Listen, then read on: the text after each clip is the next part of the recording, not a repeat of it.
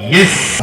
Yapo mengi ambayo nilikuwa natamani kuyashuhudia ndani ya hifadhi ya Mpanga Kipengere, lakini jambo kubwa ambalo limenivutia mimi ni kutaka kuona hifadhi kwa muda wa usiku inaonekanaje. Napenda kuwaalika Watanzania wenzangu, mkipata nafasi ya kutembelea hifadhi ya Mpanga Kipengere, basi fikeni, tufanye utalii wa ndani, tuenjoy fahari ya taifa letu. Mimi naitwa Christopher Semwinga, hali maarufu Jabali la Yesu.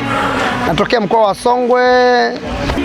Burudani iliyonivutia mimi ni ile inaitwa ile ya wanahifadhi inaitwa Bless Band.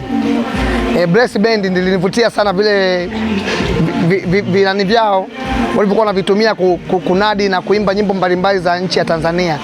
Kikubwa zaidi labda cha kuambia Watanzania wenzangu, jamani, tuzidi kusogea sehemu hizi hapa, kwa sababu ni sehemu ambazo ni nzuri, pia zinafunza, unajua vitu vingi.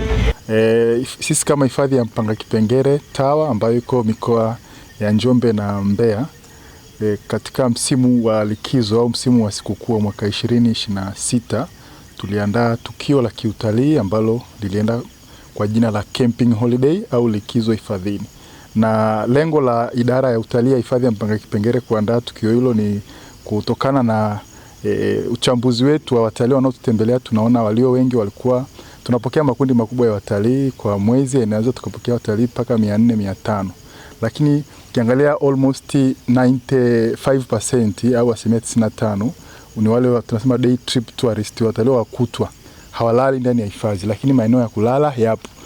Kwa kionjo chetu tulichokileta kwenye camping holiday cha Brass Band ya Jeshi la Uhifadhi TAWA, tumeona ilivyokuwa imeamsha hisia za watalii. Kwa hiyo tunalichukua kwa maana ya litakuwa ni moja ya package kwenye event zetu zote ambazo watalii wanakuwa wanatutembelea. Lakini pia sasa haitakuwa tu pale campsite, itakuwa pia kwenye hizi activity nyingine ambazo tunafanya, mfano Waterfalls Night Tour, na kule pia tutaendelea kuweka Brass Band. Lakini hii Brass Band pia itakuwa ina route march, itakuwa inapokea wageni, yani itaanza tukio lile la kiutalii itakuwa inaanzia getini.